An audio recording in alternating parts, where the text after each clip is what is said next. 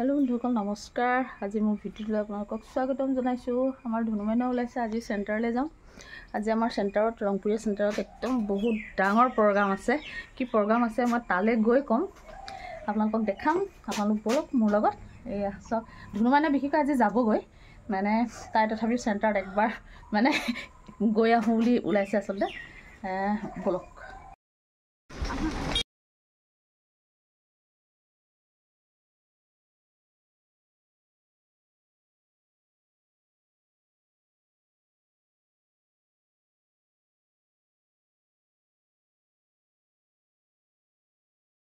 होंगे जब तक कुछ आप सभी को कुछ बताएंगे और भोग लगने के बाद जो भी सेवाधारी भाई बहन माताओं का नाम बताया था ना, तिनसुकिया के जो भी सेवा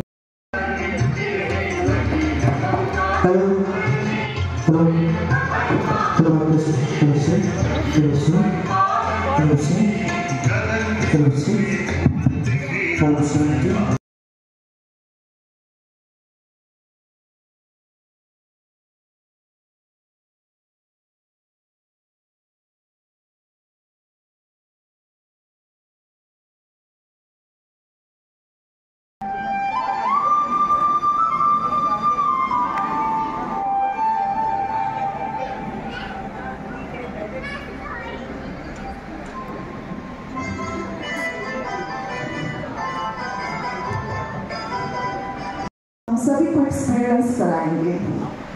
हमारे आदरणीय राजू भाई साहब को असम के कलेक्टर पुनर्वंशा से स्वागत कर रहे हैं। साथ साथ आए हुए अतिथिगण को भी, चीफ गेस्ट जो हमारे आज के इस प्रोग्राम के हैं, आपको बुके के द्वारा फेलिसिटेट किया जा रहा है। हमारी आदरणीय रजनी दीदी जी को भी फूल और मंचा एंड बुकेस के द्वारा आपका फेलिसिटेशन हो रहा है। रेणु दीदी जी का भी हो रहा है।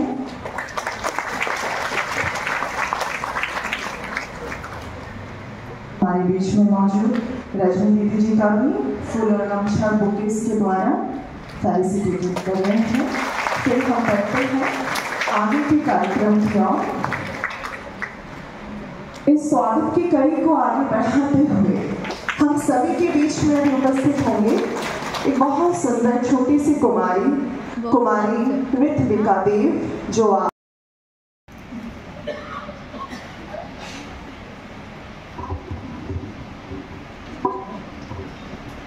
ओम शांति। स्वयं परम पिता परमात्मा प्रिय सन्तान मंचर उपस्थित मुख्य अतिथि बरुआ डांगरिया, माउंट आबुर पर आमंत्रित करे ना राजू भाईजी, आपार समय सकलो सेवा केन्द्र निर्देशिका रजनी बाइदेव, तिनसुकिया मुख्य सेवा केन्द्र सञ्चालिका रजनी बाइदेव, रूपा बेन, लगते আজি कार्यक्रमत आमंत्रित करा अतिथिवृंद, अनेक सेवास्थानर पर अहा मोर सेवा सहयोगी भाई भनीসকল, এই সংস্থাৰ সংক্ষিপ্ত পৰিচয় দিবৰ কাৰণে মোক আজি আগবঢ়াই দিছে। আজি আমাৰ কাৰণে বিশেষ দিনে आदरणीय दीदीजीर तृतीय स्मृति दिवस। प्रथमे मैं तेखेतक मोर आंतरिक स्मृति श्रद्धा अर्पण करिছোঁ। এই সংস্থাৰ স্থাপনা হৈছিল 1937 হায়দৰাবাদ কৰাচিতে। এক সাধাৰণ ব্যক্তি যাৰ দ্বাৰা নীতি পৰমাত্মা এই সংস্থাৰ স্থাপনা কৰিছিল। তেখেত আছিল এজন ধৰ্মপৰায়ণ ব্যক্তি আৰু লগতে সমাজৰ মাজত এজন প্ৰতিষ্ঠিত হীৰাৰ ব্যাপাৰী। তেওঁ ধাৰ্মিক প্ৰভাৱে ধৰ্মৰ প্ৰতি আচৰণে এই সকলোখিনি সমাজৰ ভিতৰত এজন অন্যান্য ব্যক্তি হিচাপে তেখেতক সকলোৱে পৰিচয় আছিলে। তেখেতৰ যেতিয়া 60 বছৰ বয়স হৈছিলে সেই সময়তে তেখেতৰ মনলৈ এটা পৰিৱৰ্তন আহিছিলে। সেয়া হৈছে এক দিব্য পৰিৱৰ্তন। তেখেতৰ এটা অনুভৱ হৈছিলে যে সমাজৰ পৰিৱৰ্তনৰ কাৰণে মোৰ দ্বাৰা কোনো এক ঐশ্বৰিক শক্তিয়ে কিবা এটা কৰাব বিচাৰে। তো তেখেতে নিজকে আধ্যাত্মিক দিশত আগতেও অনেক চৰ্চা কৰিছিলে, সকলো ধৰ্মক তেওঁ বহুত সন্মান কৰিছিলে। তো পৰমাত্মাই তেখেতৰ দ্বাৰাই এই সংস্থাৰ স্থাপনা কৰিছিলে এক সীমিত ৰূপেৰে। হায়দৰাবাদ কৰাচীত ইয়াৰ স্থাপনা হৈছিলে আৰু ইয়াৰ নাম ৰখা হৈছিলে ওমণ্ডলী। তাৰপিছত যেতিয়া দেশৰ বিভাজন হয় 1950 চনত ইয়াৰ স্থানান্তৰিত হয় মাউণ্ট আবু ৰাজস্থানৰ চিৰোহী ডিষ্ট্ৰিক্টৰ আৰাৱতী পৰ্বতত ইয়াৰ মুখ্য কাৰ্যালয় হিচাপে নিৰ্বাচিত কৰা হয়। তেতিয়াৰ পৰা ইয়াৰ নাম ৰখা হয় প্ৰজাপিতা ব্ৰহ্মাকুমাৰী ঈশ্বৰী বিশ্ববিদ্যালয়। আমি সকলোৱে জানো এটা এই শৈক্ষণিক অনুষ্ঠান হয়। ইয়াত অকল ধৰ্মৰ চৰ্চা নহয়, ইয়াত জীৱন পৰিৱৰ্তনৰ কাৰণে শিক্ষা দিয়া যায়। তো এই শিক্ষা সমাজৰ উন্নতিৰ কাৰণে, মানৱ জীৱনৰ নৈতিক মূল্যক আকৌ ঘূৰাই আনিবৰ কাৰণে, উঠি অহা যুৱকসকলক, শিশুসকলক কেনেকৈ আমি এটা ভাল ৰাস্তাত দেখুৱাব পাৰোঁ, সেই সকলোখিনি জ্ঞান ইয়াত প্ৰদান কৰা হয়।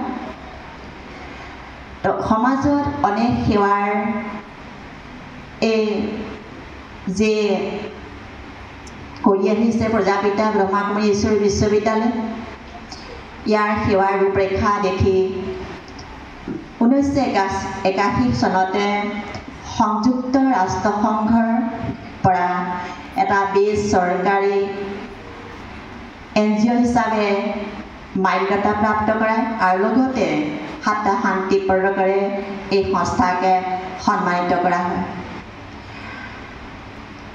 প্ৰজাপিতা ব্ৰহ্মাৰ দ্বাৰা স্থাপনা কৰা এই সংস্থাৰ নাম প্ৰজাপিতা ব্ৰহ্মাকুমাৰী ঈশ্বৰী বিশ্ববিদ্যালয় ৰখা হয়, কিয়নো এই সংস্থাৰ সম্পূৰ্ণ দায়িত্ব মাতৃশক্তিৰ ওপৰত দিয়া হৈছে।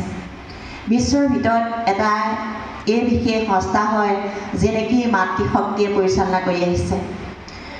আজি 88 বছৰে দেশৰ বিদেশত অনেক স্থানত সেৱা কৰি অনেক আত্মাকে জীৱন পৰিৱৰ্তন কৰিবৰ কাৰণে, জীৱন মূল্যক আকৌ ঘূৰাই আনিবৰ কাৰণে শিক্ষা প্ৰদান কৰি আহিছে।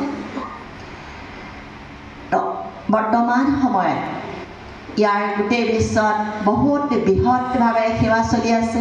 আপোনালোকে সকলোৱে জানে, টিভি চেনেলৰ পৰা ধৰি বা চাকৰি শিক্ষা হিচাপত মাদক দ্ৰব্য নিবাৰণৰ ক্ষেত্ৰত, মহিলাৰ উত্থানৰ ক্ষেত্ৰত, যুৱকসকলক এক সৎ ৰাস্তা দেখুৱাই দিয়াৰ ক্ষেত্ৰত ইয়াক সকলোতকৈ আগশাৰীত লৈ আহিছে। তো বৰ্তমান ইয়াক সেৱাক আৰু সুচাৰুৰূপে আগবঢ়াই নিবৰ কাৰণে 20টা প্ৰভাৱ ইয়াত 25 বছৰে সেৱা কৰি আহিছে। যেনেকৈ সকলো প্ৰভাগক কেনেকৈ আমি আগবঢ়াই দিব পাৰোঁ, প্ৰশাসনৰ পৰা ধৰি বা মেডিকেল হয় বা মহিলা হয়, যুৱকসকল হয়, সেই সকলকে অলপ বেলেগ বেলেগ ধৰণেৰে শিক্ষা দি তেওঁলোকক আধ্যাত্মিক ক্ষেত্ৰত আমি কেনেকৈ আগবঢ়াই নিব পাৰোঁ সেইখিনি শিক্ষা ইয়াত প্ৰদান কৰা হয়। ইয়াৰ মুখ্য শিক্ষাই হৈছে স্বপৰিৱৰ্তন, অৰ্থাৎ আমি নিজক কেনেকৈ পৰিৱৰ্তন কৰিব পাৰোঁ, নিজৰ বিষয়ে পৰিচয়, তাৰপিছতে স্বয়ং পৰমপিতা পৰমাত্মাৰ বিষয়ে পৰিচয়, এই সৃষ্টিলৈ যে আমি আহিছোঁ ইয়াৰ আমাৰ কৰ্তব্য কি, সকলো মনুষ্য আত্মাৰ প্ৰতি আমাৰ কৰ্তব্য কি, বা এই সংসাৰত আমি মানুহ হিচাপে জীয়াই থাকিবৰ কাৰণে আমাক কি কি গুণৰ প্ৰয়োজন হয়, যাক নেকি আমি এটা শব্দৰে আজি কৈ আহিছোঁ নৈতিক মূল্য, জীৱনৰ মূল্য। জীৱনৰ মূল্য কোনো এটা শৰীৰৰ আধাৰত নহয় বা কোনো এটা পদ পজিশ্যনৰ আধাৰত নহয়। জীৱনৰ মূল্য হৈছে আমাৰ চৰিত্ৰৰ আধাৰ। ইয়াত সম্পূৰ্ণৰূপে এটা সুচৰিত্ৰ গঠিত কৰি দিয়া যায় যি এজন ব্যক্তি যেতিয়া চৰিত্ৰবান হয় যেতিয়া জীৱনত তেওঁ সুবিচাৰ বা সু ৰাস্তাত তেখেত আগবাঢ়ি যায় তেখেতৰ জীৱনৰ লগতে তেওঁ পৰিয়ালৰ লগতে সমাজৰ দেশৰ গোটেই বিশ্বৰ পৰিৱৰ্তন হোৱাটো নিশ্চিত मन को भाती है यदि गंदगी हो तो जरूर वो अच्छा नहीं लगता तो हम बाहर की सफाई पर ध्यान देते हैं उसके लिए रोज झाड़ू लगाते हैं पोंछा भी लगाते हैं परंतु क्या हम अपने मन में झाड़ू लगाते हैं हम मन की सफाई करते हैं ये बात जानना जरूरी है मन को तो हम कितना मैला करते जाते हैं मन मैला कैसे होता है व्यर्थ की बातों से किसी की कड़वी बात खराब बात वही तो मन को मैला कर रही है और हम उसको इग्नोर नहीं करते हम उसको और भी संभालते हैं या बढ़ावा ही देते हैं यानी गंदगी को ही बढ़ाते जाते हैं और फिर हम क्या कहते हैं कि मन अशांत है मन में खुशी नहीं है जीवन टेंशन में है नीरस है ऐसा होता है ना तो जरूर मन को साफ करना है और इसी के लिए मेडिटेशन बहुत ज़रूरी है तो मेडिटेशन क्या है वो है कि हमें अपने अंदर में जाना है हम अभी तक बाहर में जाते हैं बाहर की दुनिया को देख रहे हैं बाहर की दुनिया का सब बातों का ध्यान रखते हैं लेकिन हम अपने अंदर में ध्यान नहीं रखते हैं तो ये यहाँ हमें सिखाया जा रहा है कि हम अपने अंदर की ओर भी देखें तो अंदर में कौन है इस शरीर के अंदर कौन है इस शरीर के अंदर है एक चैतन्य शक्ति आत्मा जो इस शरीर को चला रही है तो हमें रोज उस आत्मा को देखना है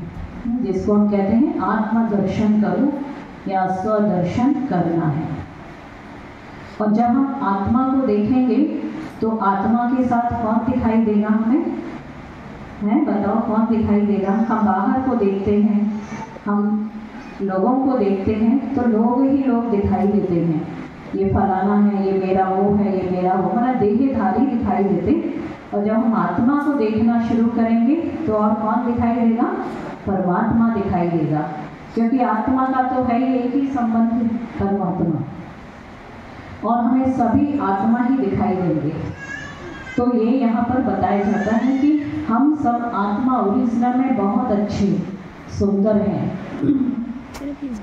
आत्मा की जो Rajendra Prasad ji, who is from Mount Abu and who has enlightened us with a brilliant speech about human search for ultimate knowledge. BK Energy, Rajni ji, all distinguished guests and my dear children.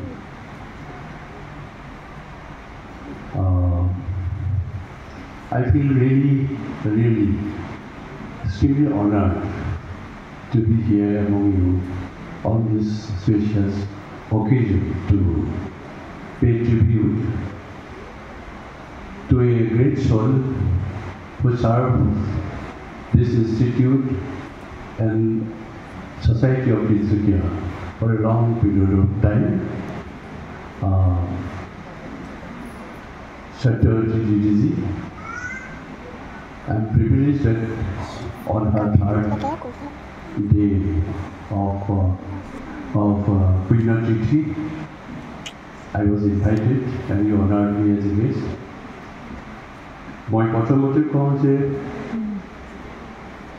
I was associated with Satyajit Didi in a very critical time when I had a massive heart attack in Tinsukia. And some of my very close friends who were very close to her in the center in Tinsukia Mahakolya Road. And she was so kind. She visited my house, visited my hospital, and she blessed me. So I still remember her visit. a great lady with different aura, soft-spoken, motherly, and very divine. Her presence was very different. You will feel different when she enters into your room. There is a glow, there is a light, something you can feel only. You cannot express it by words. She is just different lady. So, তেওঁৰ লগত মোৰ তেনেকুৱা এটা জীৱনৰ কঠিন সময়ত তেখেতৰ সৈতে মোৰ চিনাকি হৈছিল আৰু সেইকাৰণে আজি তেখেতৰ পুণ্যতিথি দিনা মই নিজে উপস্থিত থাকি তেখেতক সন্মান জনাবৰ কাৰণে তেখেতৰ স্মৃতি সোঁৱৰিবৰ কাৰণে যিটো মই সুযোগ পালোঁ তাৰ কাৰণে মই এই ব্ৰহ্মকুমাৰী অনুষ্ঠানৰ সকলো কৰ্মকৰ্তাক মোৰ অন্তৰৰ গভীৰ নিবিড় গুণৰ পৰা কৃতজ্ঞতা জনাইছোঁ। We are all common, ordinary people. We think about going to college, we think about falling in love, we think about getting married, children, house, salary, bank balance, having a car, moving around, going to hotel for dinner, outing. এইবোৰ কথা আমি বেছি চিন্তা কৰোঁ আৰু এনেকুৱা চিন্তা আমাক গোটেই জীৱনটো আমি পাৰ কৰোঁ। অৰ্ডিনেৰী মানুহৰ thinking mostly average people in the world এনেকেই ভাবে আৰু এনেকুৱা এটা জীৱনে আমি পাৰ কৰোঁ। কিন্তু এইগৰাকী মহিলাৰ বিষয়ে যেতিয়া মই ভাবোঁ ষ্টিল ৱণ্ডাৰ যে সেইটো কেনেকুৱা এটা চিন্তা যে আমাৰ এই গোটেই সমাজ আমি সকলোৱে ভবা আমাৰ যিটো সহজ জীৱনৰ চিন্তা সেইটোৰ পৰা তেওঁ কেনেকৈ আঁতৰি আহিল। Why she was different? Why some people are different? Why Nelson Mandela is different? Why Mahatma Gandhi is different? Why Satyajit Didi is different? Some people are different because মই যিটো মোৰ ব্যক্তিগত অনুভৱ সেইটো হ'ল আমাৰ জীৱনলৈ একোটা মুহূৰ্ত কেতিয়াবা আহে যিটো ভগৱানৰ মুহূৰ্ত, God's moment. Sometimes it comes, you never know when it will come in your life. It may be on the verge of death or right. It may come into your childhood. বুদ্ধৰ ক্ষেত্ৰত, গৌতম বুদ্ধৰ ক্ষেত্ৰত তেওঁৰ ডেকা কালতে আহিলে বিয়াৰ পিছতে, বহুতৰ দেৰিকৈ আহিলে, বহুতে সোনকালে আহিলে, কিন্তু জীৱনত আহে। That is God's moment. আৰু যি মানুহে সেই মমেণ্টটো বুজি পায়, চিনি পায় আৰু ধৰি ৰাখিব পাৰে আৰু সেই মুহূৰ্তৰ মমেণ্টটোৰ পৰিচালনাত ইনফ্লুৱেঞ্চ হয়, তেওঁলোকে জীৱনৰ এটা সুকীয়া এটা পথেৰে আগবাঢ়ে, যিটো গৌতম বুদ্ধই আগবাঢ়িল বা যিটো আমাৰ দিদি আগবাঢ়িল বা বহুতে আগবাঢ়িছিল। সেই গডছ মোমেণ্ট আমি সকলোৱে হেৰুৱাইছোঁ, আমি দুৰ্ভাগ্য যিসকলে আমি লছ কৰিলোঁ। ইটছ গান, ইট ৱাজ ফাইনেলি গান। It will never come. It comes once and it is gone. যিহে সুযোগৰ সৎ ব্যৱহাৰ কৰিব পাৰিলে, চিনি পালে, who can identify the moment and got involved, সেইসকল মানুহ এইখন পৃথিৱীক সলনি কৰি দিয়া, আমি সকলোৱে নমস্কাৰ কৰিবলগীয়া, আমাক জীৱনৰ বাট দেখুওৱা মানুহ হৈ পৰে আৰু বাকী আমিবোৰ অৰ্ডিনেৰী হৈ থাকোঁ। So most of us people, we are very unfortunate because most of us have lost that moment of God. মই শেষত আৰু এটা কথা কওঁ যে আজি যিখিনি কথা ক'বলৈ কোৱা হৈছে regarding spiritual empowerment for a healthy society, better society, spiritual empowerment. এই সাবজেক্টটো যিসকলে ভাবিলে মই বহুত তেওঁলোকক নমস্কাৰ কৰোঁ। This is the most relevant subject of today's world. মানে ইয়াৰ অল্টাৰনেটিভ কি আছে?